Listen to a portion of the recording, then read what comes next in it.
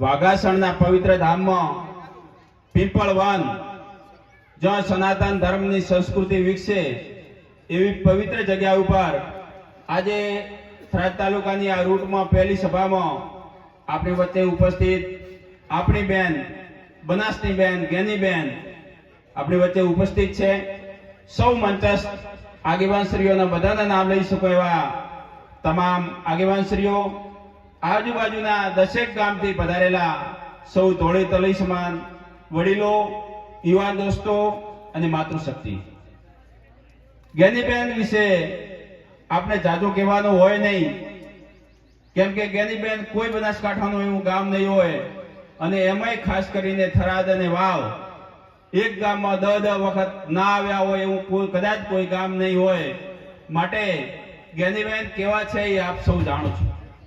આજે જ્યારે લોકસભાની ચૂંટણી વચ્ચે આપની વચ્ચે આવ્યા છીએ ત્યારે થોડી વાત આપની વચ્ચે મૂકવી છે। દરેકને સ્વાભાવિક થાય કે બેનને વોટ આપવા છે, પણ બેનને વોટ આપવા કેમ, કારણ હોય વોટ આપવાનું તો એના ઘણા બધા કારણ છે। જ્ઞાનીબેન 30 વર્ષથી રાજકારણમાં છે।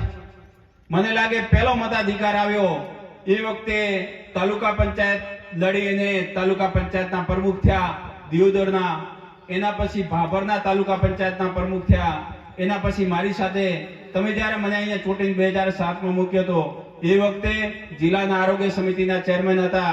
એના પછી સતત લડતા અને જીતતા આવ્યા છે। સતત જ્યારે લડે છે ત્યારે લોકો સાથેનો ધરોવો વધે અને સતત તેમની લીડ વધતી રહે છે। તમે વાવમાં તમારા આગાવાલાને બીજાને પૂછશો તો છેલ્લા 30 વર્ષના એમના રાજકારણમાં એક પણ કોમવાદનો દાખલો તમને નહીં મળે।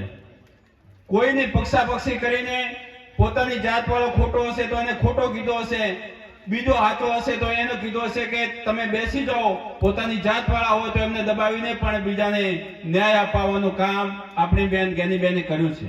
આપ સૌ જાણો છો, અને એના લીધે વાવ જેવા વિસ્તારમાંથી પણ પહેલા ચૂંટણા એનાથી ડબલ લીડથી બેન ચૂંટાઈને ગયા છે। ઘણા લોકો વાત કરતા હોય કે અમારી સરકાર નથી માટે કોમ નથી થતા। સાહેબ, ગુજરાતનો ઇતિહાસ બોલે છે કે જે રોડના અને વિકાસના કામ થયા છે છેલ્લા 5 વર્ષમાં સૌથી વધારે કામ થયા હોય તો એ વાવ મત વિસ્તારમાં થયા છે, અને એનો તમારે સાક્ષી અને એનો જે સરકારી રેકોર્ડ છે એમાં પુરાવો પણ છે। માટે બેન સતત લડતી રહે, લોકો માટે લડતી રહે, લોકોના કામ માટે લડતી રહે, આવી બેન આપણને પહેલી વાર મળી છે।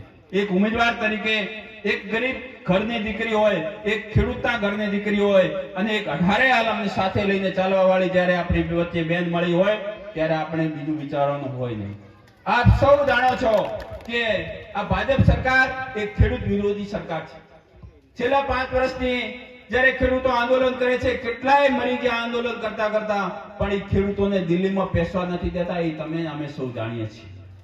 ગુજરાત સરકારના તાજેતરના બજેટમાં તમે દેખો, આખા ગુજરાતના ખેડૂતોને કાંટાળી તાર માટે ફક્ત ને ફક્ત 160 કરોડ રૂપિયા ફાળવ્યા। જેવી રીતે ખેડૂતની મશ્કરી કરવામાં આવે એવી રીતે મશ્કરી કરી, એની જગ્યાએ અમદાવાદનો રિવરફ્રન્ટ બનાવવાનો છે સરકારને, ફક્ત 2 કિલોમીટરનું અંતર છે, એના માટે 2000 કરોડ ફાળવ્યા। આ સરકાર જે છે એ શહેરી લોકોની છે, એ ધનવાન લોકોની છે, ઉદ્યોગપતિઓની છે। ખેડૂતો માટે એની કોઈ દરકાર નથી, એની કોઈ કામ કરવાની ધગશ નથી। ખેડૂતોને ખાલી ફોલાવી બેલાવી અને મત લેવામાં આ લોકો સમજે છે। જ્યારે ચૂંટણી આવે ત્યારે કોમવાદી વાત કરી, ધર્મની વાત કરીને આપણા વચ્ચે વોટ લઈ જાય છે।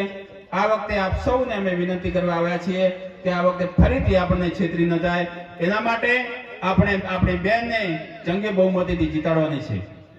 આ બાજુના રસ્તાની વાત હોય, બીટલીયાના રસ્તાની વાત હોય, મેસરાની રસ્તાની વાત હોય, પૂર્વ પટ્ટીના પાણીની વાત હોય, એના માટે આપણે સૌ લડશું।